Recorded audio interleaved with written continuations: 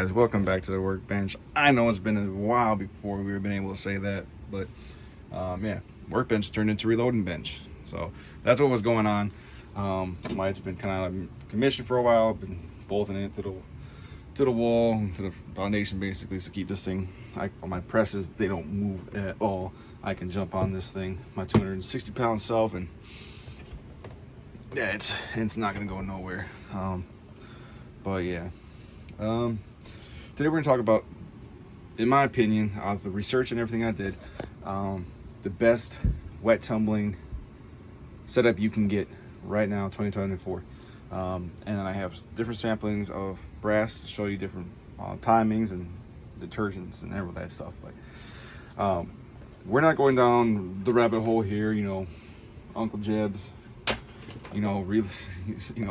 fantastic reloading, cleaner. We're using this stuff off the shelf, Frankfurt Arsenal, $25 for a 32-ounce bottle. But we're using these things right here. So let's talk about the tumbler first, because it's easier, less things to cover. This is the kit. It comes from Frankfurt Arsenal. It's a full-size rotary tumbler. This is not the light. The light comes with a on and off switch. If you want a timer on that, you're gonna have to get a separate timer and have it plugged in there and plug that into the timer. That's extra money. Yeah, no, this my rule was everything had to be bought from Midway USA. All right, because they have discount codes often, so I had 10% off if I signed up for the email that day, so I was able to use it on that next order, and I did. I'm sure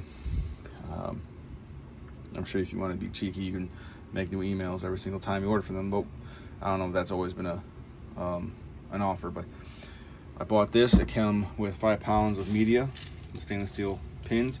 Now you can say, oh, you can buy the pins itself. Yeah, but here's the thing. They don't come free. They're included in the price of this. A lot of people say, oh man, they give me batteries for free. They can give you batteries for free. You paid for them batteries. You paid less than you would have paid if you bought them batteries separately. That's what I'm trying to say. Because they buy this stuff in wholesale, 5-pound bags. They give you a 5-pound bag and a little sampler packet of detergent. You can do this. This is what I did with basically what came in the package. Is I ran off my first load with it. All right, so that was about 6 caps full. Would be equivalent to 6 caps of detergent they gave you. So yeah, that's the thing. They give you good quality media, and yeah, it comes with 2 of these caps, 2 sealed caps, and 2 of these. I hear a lot of people complaining that these gaskets wear out or they crack this thing. I don't know how the hell they crack this, but it does look like it's polycarbonate. So polycarbonate is a more, not so much fragile, but it's more easy to mess up. So yeah, I reckon if you break this, you can just get this cut out, some plexiglass, and then just put the gasket back on there and tighten it back down. But the thing with this is that it's meant to sit like this, so that way this whole, there's no like little openings right here. Nothing can really get inside these little spots right here. So that's basically what that why it has that shape, instead of just being a flat piece of plastic. But like I said, if you break it, I'm sure you can fix it. Comes with 2 of these. These are nice if you want to just tumble this stuff without any media. You can just put it in there and then slide that thing to the side and drain out all the water. Put it in there, rinse it out, drain it again. But if you're using media, I just recommend you go ahead and loosen that thing out. Buy one of these Lyman sifting buckets and just pour everything out in there. Take the other cap off, rinse all the pins down through the other hole, and so that's everything in there, and this is nice and clean. Boom, done. So I like this. Okay, set it for 3 hours, 2 hours. You can basically go down from 3 to a half hour to 15 minutes. You can do 15 minutes on the lowest, and that's what I usually do. Before I go to work, I work about 11 to 12-hour shifts every day. In the morning time, I'll come in here, clean this up, put the cap on, put the media in there, fill it up all the way with brass and hot water, as hot as I can get out the tap. Sorry. And then I'll basically just put the other cap on, flip it back and forth to spread out those pins nice and even. Then I'll throw this on here for 3 hours. I'll come back, I'll run it again for 15 minutes while I'm getting changed and washed up from work. And then I'll come over to the slop sink over there, and I'll dump it all in there and shift it around. And then I'll come over here and I'll dump it up in here. Now this is what we're talking about. This is the bread and butter of this whole setup. This is whatever. But the thing over those vibratory tumblers that are you know, able to have liquid in them from Harbor Freight, yeah, you get what you pay for. This thing, it's roller, it's gonna be less stress, it's quieter. It's not quiet by any sense, all right? If you're in the room, next room, you're gonna have a headache, but you leave it down here in the basement, go close it behind the door, and you're fine. But yeah, I like that timer, and it's also more capacity. Since I'm loading full size 3.6, I need in 308 and all these other big rifle cartridges. I don't need that tiny little thing. I need a lot of room. But yeah, coming over here, we got the Lyman case dryer. So this, in my opinion, is the best one, and it's kind of backed up by all the reviews and forum posts I've seen about it. The reason is this uses physics. It uses, you know, science that we learn first day of 8th grade or 7th grade or wherever you want to learn it, of what heat rises, airflow helps mitigate moisture, humidity. So this is basically a fancy food dehydrator. So this runs, I think, about 160 degrees, and then it has up to a 3-hour timer. All right, down to, I believe, 5-minute intervals. So yeah, it's got a little selector knob there. It's a square. Now, why advocate for squares or 90-degree angles over a circle? Perfect example right over here on my reloading bench. You know what to go for. This is a square. This is how much room it takes up. It takes up the entire space. Nothing's wasted. Here in the same spot, let's put a circle. You waste a lot of extra space using round things versus square things. So I'm going to be able, on a workbench right here that I have a lot of stuff I can mess around with, it's going to go ahead and take up overall less space, but give me more space and capacity versus the round ones from Horty. I think RCBS even has one that's the same design. Frankfurt Arsenal is basically the same thing, where it's a standard food dehydrator. It's just locked with you know, a certain temperature, but the heating element is on top, so you're forcing that air down. So you're forcing hot air down. So by the time it gets down here, it's not as cool as down here. And guess what? Heat rises. So as soon as it hits here, it's basically coming right on back up, because it's more than room temperature, so it's gonna be rising. So that cooler air is coming past the hot air you're blowing down. You're cooling the air that you're pushing down. So you're basically making the machine working harder for you, and you have to run it multiple times. You're wasting more energy. You're wasting your time. You're less efficient. This right here, the heating element's on the bottom. The bottom is more set up. When you look at it, you're gonna recognize what it looks like. It looks like a burner on the stove, your gas stove. The air comes out over here, bounces up here, rolls up the sides, and it will come and roll back over. And I'll show you why. You got this as well. Comes up to these corners right here, and it'll roll it up. And I got these little ID badge magnets back here, so that way when I'm shaking it, the piss out of it, later on, nothing gets in here, because they won't mess with anything. It's just kind of a pain to get them out, because you don't want to get them stuck in that little blower right there. So remember, this is going to be heat. This is going to be heated right here, all the hot air, and so this is going to be hot. All right, now if you look right here through the actual things right here, we have this cylinder where it holds air. There's not going to be really much airflow in it, because if you look right down here, these basically sit right up on top of that. But you have this column of hot air right here. All right, it's going all the way to the top. That little heating element down there is heating up the air that's in this channel. So what's going to happen is it's going to rise up, and it comes up here. So you kind of help heat up here, and then you have, again, with that hot air, it's basically helping it circulate around with the design of this. So it's pretty nice, pretty slick. It's got these little holes here so you can help the humidity escape, so you don't trap the humidity in there. But how I use this thing, and I get this nice pretty brass. Look at it, no watermarks.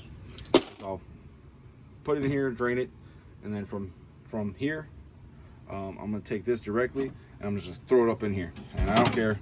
I basically load this thing up, and I don't go like this, and I don't go like this, and I don't go like this, and make it all nice and pretty. All right, I go like this.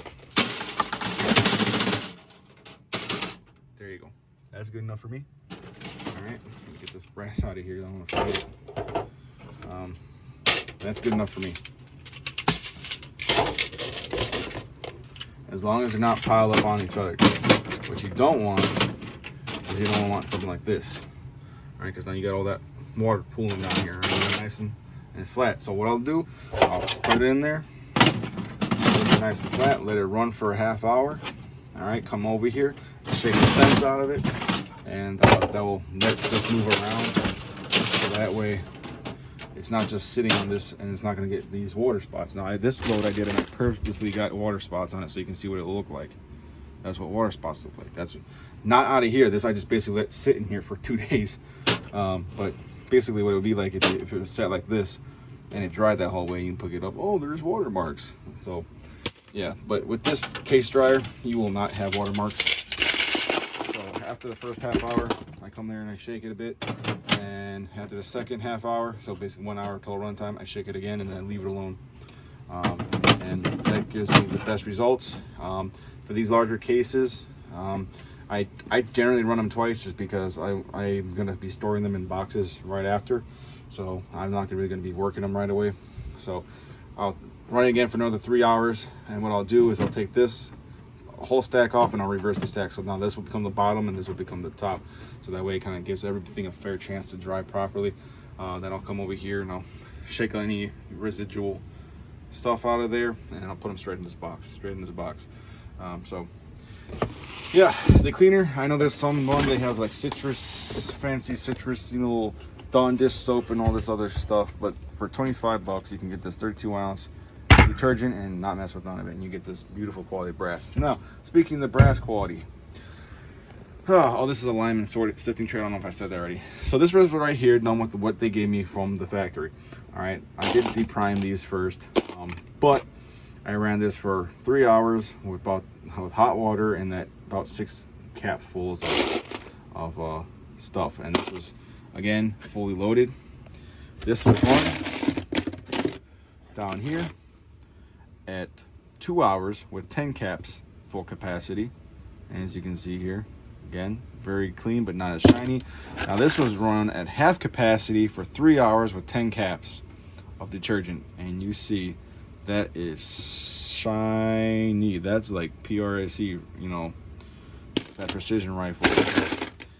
So, but for basically what I'm gonna use this for, I'm shooting this out of a BAR, so a machine gun basically. This is good enough. All right, but what I do say is your primer pockets are not going to get cleaned at all if you do not remove the primers. I've tested this already. I pulled these out. I don't know exactly where because I pulled the primers out. But you can see here on the newer PPU, the primer pockets are perfectly clean. On the old stuff, they're pretty clean, but they're not as spotless as the PPU ones. But yeah, that's what was done with all the primers. Wish I could find. I'm gonna do one for you real quick. All right, here's a. Ooh, let's bury it. Let's do one that has the best chance. All right, this is a PPU. This is brand new production. All right, so if this is dirty, you know you gotta clean your brass. All right, come up over here. Oh, also here's another one. I see that. These are all messed up and nasty. But let me show you again too. Right here. Okay, so it doesn't fall on the floor. I don't want my daughter to get that. All right, let's take a look at that primer pocket. See how nasty that is? And that's new production stuff. All right, so let's go for older stuff. Nice CPU. Pretty sure that's the same brass case I picked up. This has got to be, here we go. This is 1978 MKE. I'm over lubing it just because I did just have a stuck case in here, so I haven't really got a chance to clean the die really well.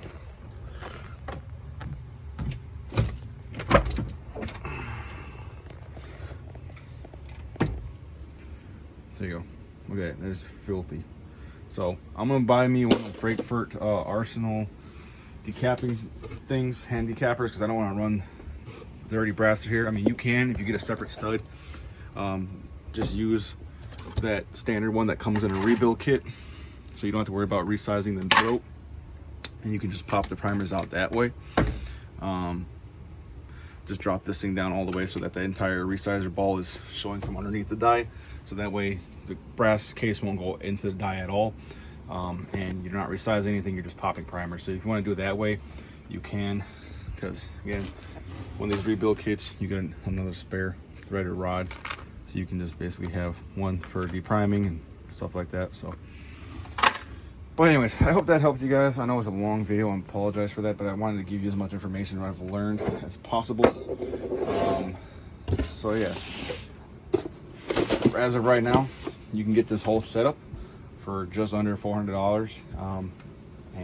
Yeah, you're basically gonna be able, if you reload pistol, you can reload as much pistol as you want. You're never gonna have to worry about running out of space. If you're gonna reload pistol and you think maybe in the far future you may ever want to reload rifle, instead of buying the small one, buy the big one, so that way you have enough room already, so you can have more capacity and you don't have to buy it again. You buy it once, you take care of your stuff.